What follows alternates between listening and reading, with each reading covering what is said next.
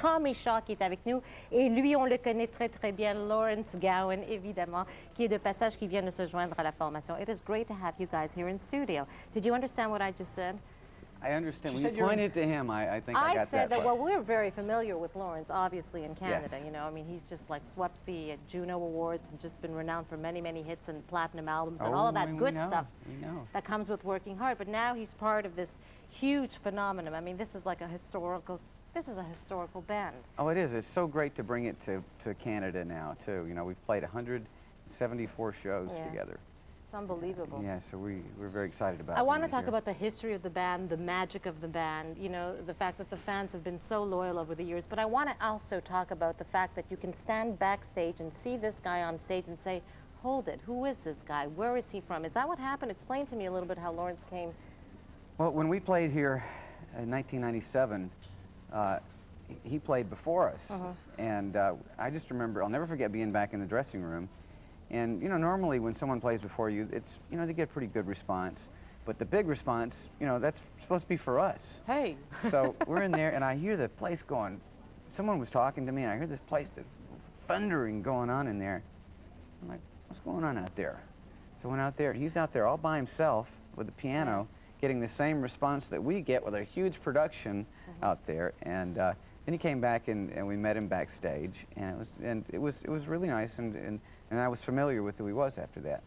And last summer, when it came time, you know, we were looking for a keyboard player singer, and we had interviewed a few people, but then someone, a girl from Montreal who runs a website for me, she reminded me about Lawrence. And I was like, wow, I wonder if he would be interested in doing this. So somehow we got in touch with each other. Yeah. And next thing you know, he's part of the whole thing. We flew him to California, and we went to my house and all sat around, and it was just magic. Okay, Tommy, I'm going to translate it, and you're going to get a chance to blab. Tommy vient de nous raconter quand même, on sait que la formation Styx existe depuis 1969, en fait pour 1970 pour être plus précise. Effectivement, il donnait une tournée de spectacles. Il se trouve ici à Montréal en train de donner un spectacle. Qui est en première partie? Nul autre que Gowan. Les gars sont en arrière-scène. Ils attendent leur arrivée, mais tout d'un coup, paf, ils entendent que le public réagit d'une façon qui est réservée pour le show de Styx. Qu'est-ce qui se passe sur scène? C'est Gowan qui a quand même un accueil incroyable et pour nous, c'est pas surprenant parce qu'on sait comment il est talentueux. Mais pour eux, ça a été quand même vraiment révélateur, une grande surprise. Et quand ils cherchaient à remplacer un membre de la formation, ils cherchaient un claviériste et un chanteur, la fille qui mène leur site Internet a dit « Hey, vous vous rappelez quand Gowan était sur scène avec vous? » Donc, ils l'ont contacté. Il est allé en Californie et puis voilà, ils sont ensemble. I want to know, though, when you were performing on stage, I mean, what were your memories of Styx? I mean, you know, did you know the guys? I mean, did you like the guys? Did you love the songs before? I mean... Loved the songs, hated the guys. Yeah, yeah, I knew that was coming. Non, pour moi, j'aime beaucoup Styx. Oui. Nous avons la même musical influence, le même musical genre.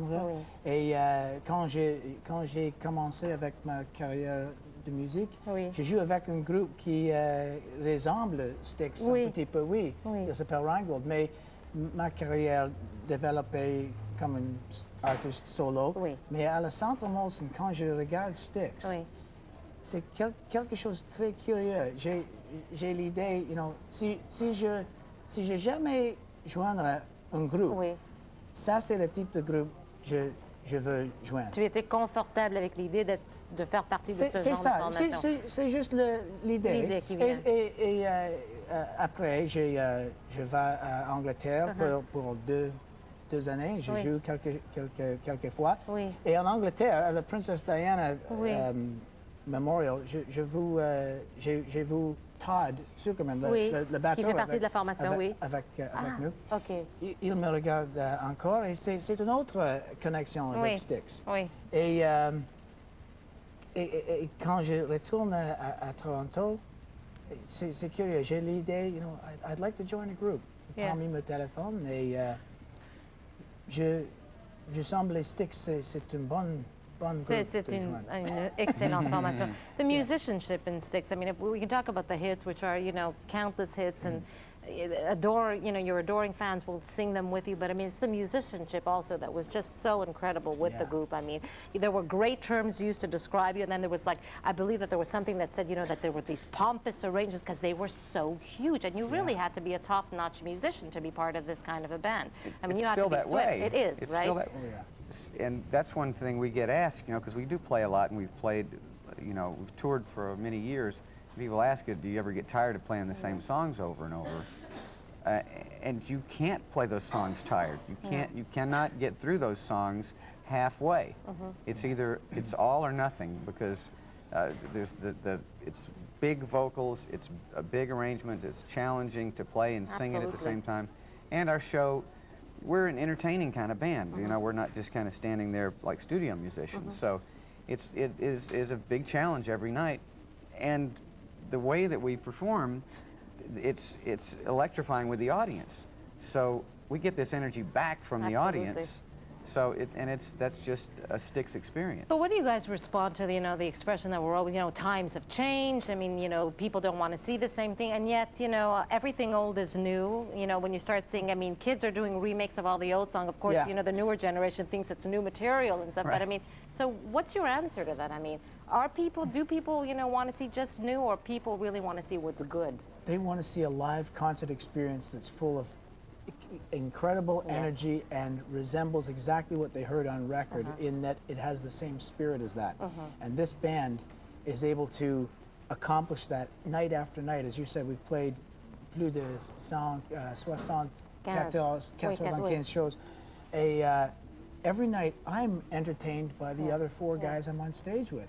They're all phenomenal. But we live in a period right now also where, anybody can literally go into a studio. I mean, whether you can sing, whether you can play, record a song and have a hit. I mean, that's what we're, it's like the flavor of the month, people who are getting record deals now are usually 17, and if you're 19, they'll consider you. I mean, it's a sad reflection of the times. I mean, it's wonderful that people have the opportunity to express themselves and make records and make hits, because that's a whole, it's a gift and a talent all in itself. But the thing that we all have, and we can't help it, we have the experience of growing up playing since we were teenagers, and playing in nightclubs and weddings and bars and dances and clubs, theaters, and that sort of thing. Absolutely. And in that process, you're playing to very tough audiences who could care less. So you're trying to get over, and you're trying to get over, and just you play night after night after night. So you have that experience of wanting to entertain. As soon as you have a hit record, all of a sudden you have everyone's attention, but you still are wanting to entertain, and that's what we do. We're an entertaining group. We need attention, and we need the love. We are starved for attention. I'm going to tell everybody, Tommy. Tommy dit que c'est un groupe qui donne tellement, ils ont besoin d'amour, ils ont besoin de cette réaction. Et en fin de compte, on parle sans blague du fait que la chose qui est extraordinaire dans la formation Styx et dans les formations comme Styx, c'est le fait que non seulement les chansons ont été des énormes succès, les fans ont été fidèles au cours des années, mais aussi la façon qu'ils jouent leurs instruments. C'est des grands musiciens. D'ailleurs, il y avait même des critiques à l'époque où ils jouaient qui disaient que leurs arrangements étaient tellement énormes que parfois prétentieux. Mais en fin de compte, ils disent que non. Eux, ils montaient sur scène avec des chansons, ils pouvaient les défendre. Et souvent, on leur demandait comment est-ce que vous pouvez monter sur scène encore et encore, refaire les mêmes chansons.